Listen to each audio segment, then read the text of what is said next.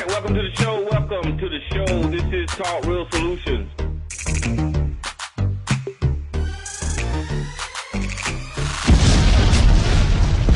I'm your host, Tyrone Thompson. I want to thank you for tuning in to the show.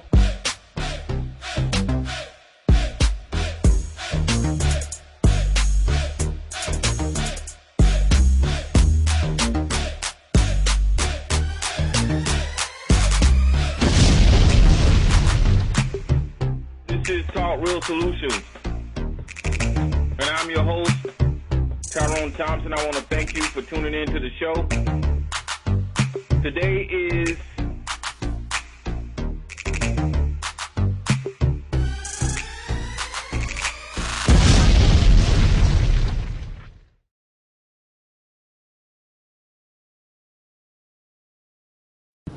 It's me again. I'm sitting in my car. It's like 100 and some change outside, but I just had some things I needed to say. I really don't want to fight for black rights no more. Like, understand that I'm black first, and this is going to be RBG till I die. But I feel like all this marching, all this protesting, all this, all this commotion that we causing, rioting, whatever, is begging for attention. How many different ways do white people have to say fuck you till we get the message? Why are we constantly I feel like we begging them to like us.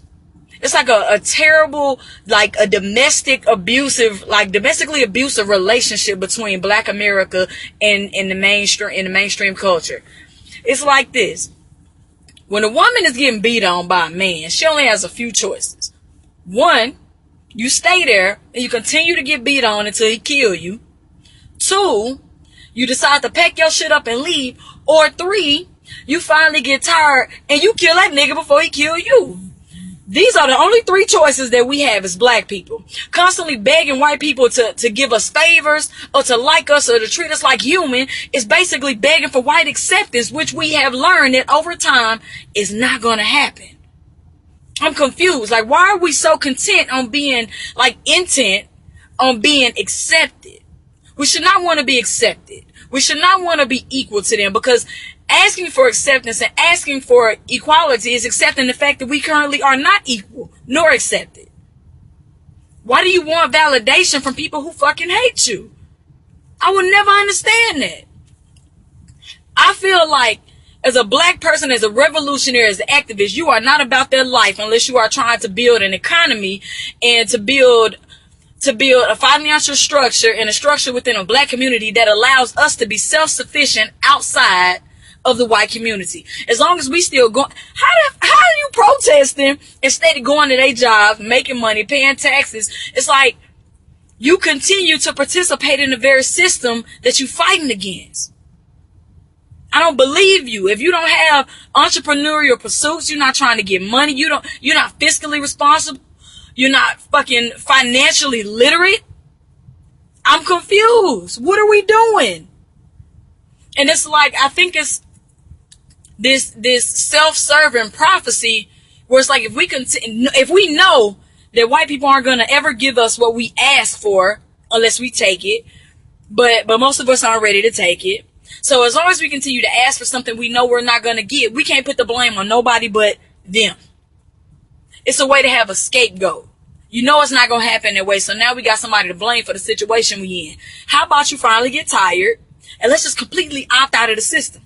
When y'all are about that life, get at me. Because that's what I'm on. That's what I'm on. I don't care. They'll never have to like me. Just like people who complain about the agenda that's going on in schools. Homeschool your kids and let me know it's real.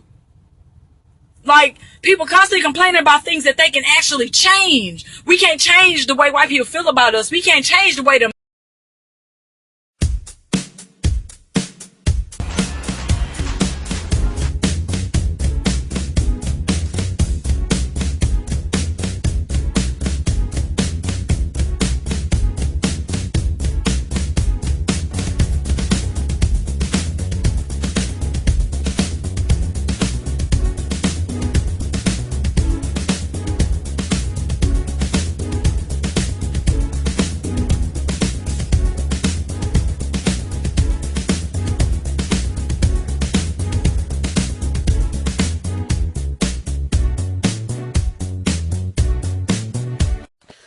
You know, I've reserved my comments on this topic for a little bit far too long for my liking, and I pride myself on my ability to keep it 100 all times under any circumstances in front of any audience. There's this movement, Black Lives Matter, that's been going on, and I haven't chimed in on it because I don't know anything about that. I'm a blonde-haired, green-eyed white girl from New Orleans. I'll never understand what it's like to be black growing up in America. I'm not even going to sit here and pretend because I don't live like that. I can't even begin to understand what it's like. I teach predominantly black schools, and it hurts me that I teach young black males and I try to teach them to live outside of their circumstances and to say, you know what, it doesn't matter where you come from. You could be anything the hell you want to be, bruh. But it's very hard once they leave my classroom and then they step outside into the world and it's it's the complete opposite of everything that I try to teach them inside of it. And the ratio of them actually making it and the statistics against them are stacked up. It's ridiculous. It's insane. This case of Tamir Rice, I think, was finally like my breaking point. As if all these other things weren't bad enough, disgusting, sickening circumstances. I think this is it. Watching that video over and over again, less than 2 seconds, you gun this kid down. In every movie that I've ever seen, the cop gets out the car, gets behind his car and says, freeze. Now, granted, that's the movies, but movies have never gotten that stuff right. And for them to actually get it right on this time, how come the cops pulled up in the grass, didn't pull up in the street and pull out their guns and tell the boy to drop it and give that man a chance? He's not even a man. He's a little damn child, bruh. He's a kid. A kid. Careless human errors. But then they even make it worse. You want to know what's really disgusting? The prosecutor that handled the case brought it to a grand jury. Now, the purpose of a grand jury is to decide whether or not to bring charges against the individuals and bring them to trial for it. Before the grand jury even took place, the prosecutor had already made a statement and said these two cops weren't going to be held accountable for this crime. Let me tell you something, bro. As a prosecutor, you should resign, if not be fired, because it is not your damn job to decide the guilt or non-guilt of an individual. That's not your damn job. Your job is to present the evidence in the case and let the jury of his peers make a decision for themselves. That's your damn job. But instead, you brought witnesses to exonerate those two cops instead of bringing witnesses to sit there and say whether or not it's possible.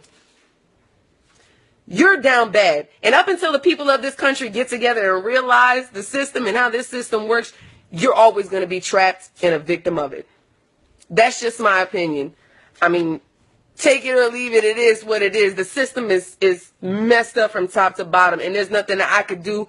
There's nothing that you could do. But together we can do a whole lot.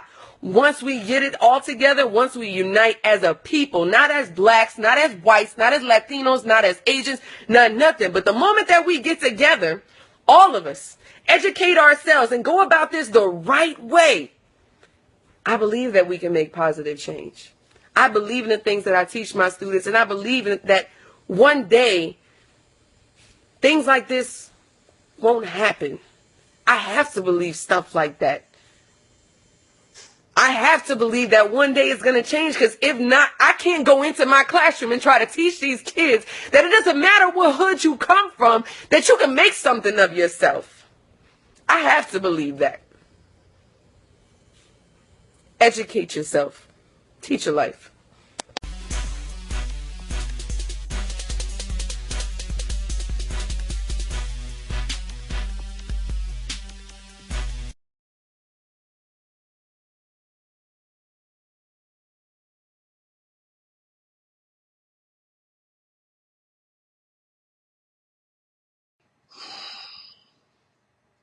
In the name of my ancestors, peace forever and always, and welcome to another edition of the Reality's Temple on Earth Internet Ministry. Of course, I am the gatekeeper or the host of this particular program, known here on the World Wide Web. I am known as the mighty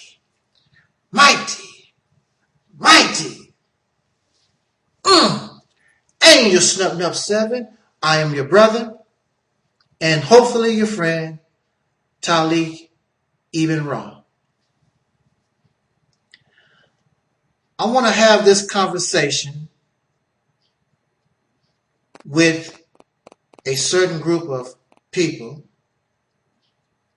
and I describe them as descendants of slaves born in America having dark skin.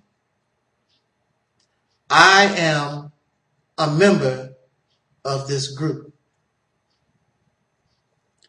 So many times, every day, somebody out of this group or outside of this group, they ask the question and they wish to know, what is the solution to the problems that the descendants of slaves born in America having dark skin,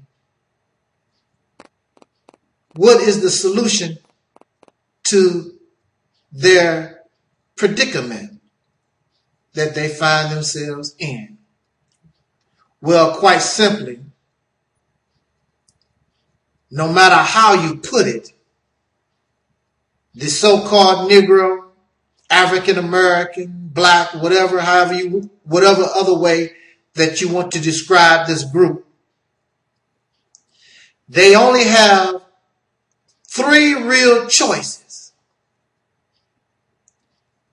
And the best choice, really, and it could be combined with what I will speak about secondly. But there should be separation. When we say that word separation, for many of you, it gets you upset. And sometimes that word separation is associated with hate. One has the right to hate anybody that does you wrong. You have the right to hate anybody that kills your mother, shoots down your father, rapes your brother, sister, that causes you or your loved ones any kind of harm. Whether they lived in 2015 or 1515, you have the right to feel that way. But this is not about hate. This is about a real solution. When we talk about divorce, we are talking about separation. A man, a husband, and a wife have decided that we can no longer get along. It is best that we separate. Sometimes divorce is very brutal. But sometimes you can have a divorce, you can have a separation, and the husband and the wife become even better friends after the separation than they were when they were married.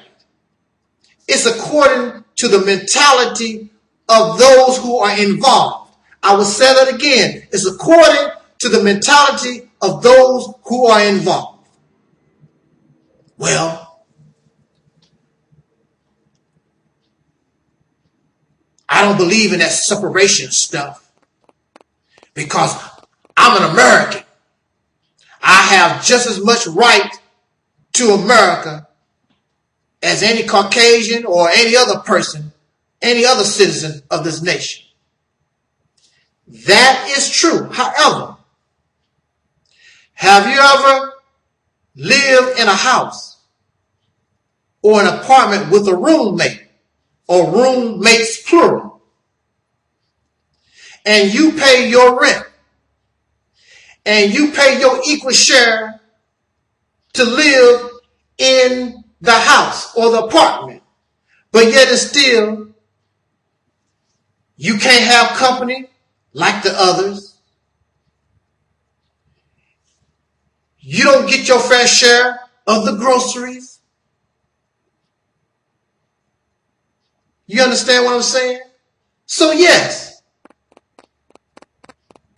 you have a right in this country because of our contribution to this nation. However, you pay your taxes, and those taxes are used to shoot your children down in the street.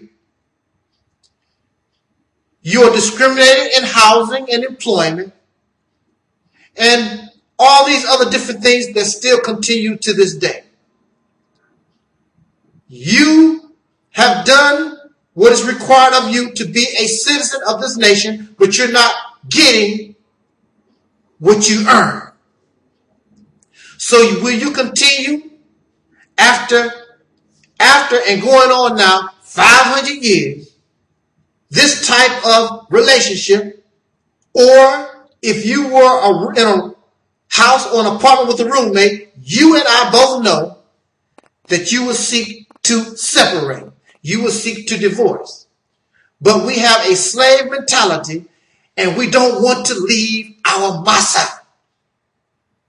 That's the problem. And we talk all this stuff, but we are really afraid that we cannot function without having Caucasian people involved in the things that we do. We got to have masa. Masa has got to be there. We can't do it by ourselves. At least get somebody from China, you know. So we don't want to hear about separation. But it is the best solution. Your second choice is revolution. And really this coincides and is aligned with separation.